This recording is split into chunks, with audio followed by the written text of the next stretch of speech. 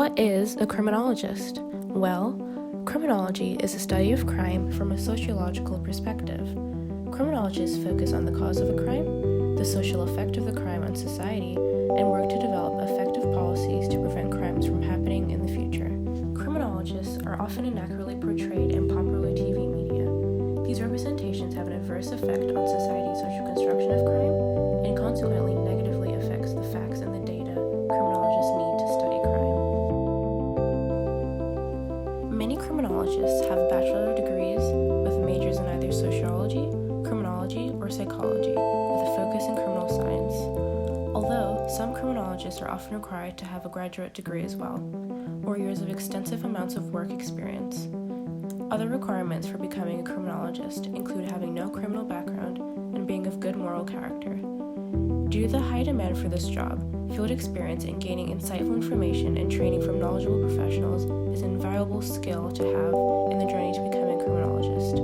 Finding internships, training programs, and entry-level positions will help anyone seeking this career to be able to more easily rise up the ranks of being a professional criminologist. In the first 2 years of gaining work experience, working entry-level jobs and acquiring skills from professionals, a person would be bestowed with the title of a junior assistant criminologist. In 5 years, a person would be fully able to earn the title criminologist and would be right in the middle of analyzing data and participating in policy procedures and discussions. After around 10 years, you then earn the title chief criminologist, which is more of a managerial role that oversees major projects and provides guardianship to lower-level criminologists.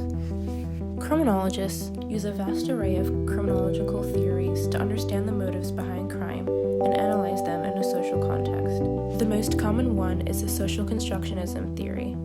Social constructionism explains that people construct their own reality and understanding of the world based on what they are exposed to and what they experience. Constant exposure to a certain type of media, music, person, or environment shapes an individual's ideologies, norms, and assumptions towards certain things, culture, and people. Other interesting theories criminologists use to understand crime would be labeling theory and Merton's strain theory.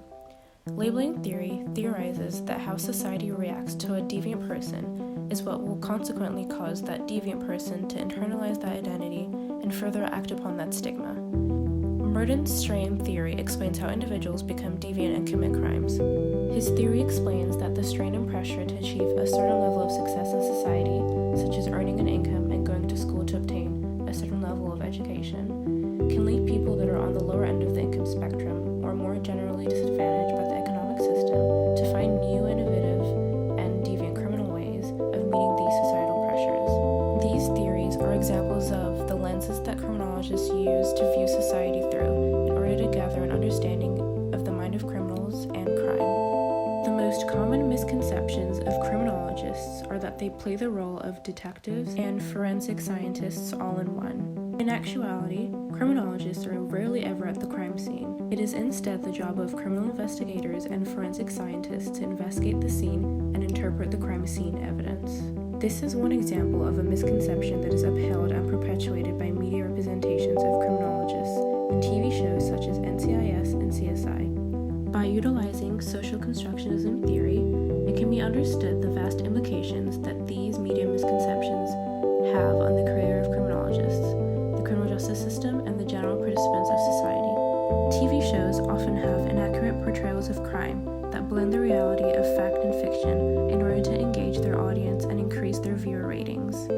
This can have adverse effects on an individual's social constructionism of crime and what they begin to internalize and believe is factual. An example of this is when certain TV shows refer to specific laws, legislations, and allude or incorporate crimes from true stories to effectively draw in viewers and create an engaging illusion of the criminal justice system. Another example is when law enforcers are portrayed as predominantly white, while criminals are cast as predominantly non-white. This creates and perpetuates an us versus them dichotomy that leads audiences to believe that non-white individuals are more inclined to commit offenses. It leaves viewers with a false sense of being able to recognize individuals in society that are more likely to commit crimes, and perpetuates false prejudices among society. Similarly, females are often overrepresented as inferior and weaker in the media, which can lead to the social construction that only females should fear crime and males should not. A final example of how media portrayals distort the audience's belief around the criminal justice system, offenders, and victims is when law enforcers are represented as superheroes who solve 100% of cases under a short period of time and justifiably bend or break laws in order to enforce it for the rest of society or catch certain criminals. This image is highly unrealistic and can build a mentality of distrust between general society if these goals are not met. The degree of who is affected by the negative social constructionisms of crime media depends on whether individuals are passively or actively engaging with the media, meaning fact-checking what they're viewing or passively believing what they see to be true without question, and how much exposure to the media they are having. But overall, the work of criminologists is greatly dependent on building an accurate understanding of criminal behavior and how to prevent crime. Having these inaccurate representations of criminologists affect how people report crime, react to crime, perceive potential criminals, and even how they react to police officers. All of this has adverse effects on the criminal justice system and impacts the work of criminologists.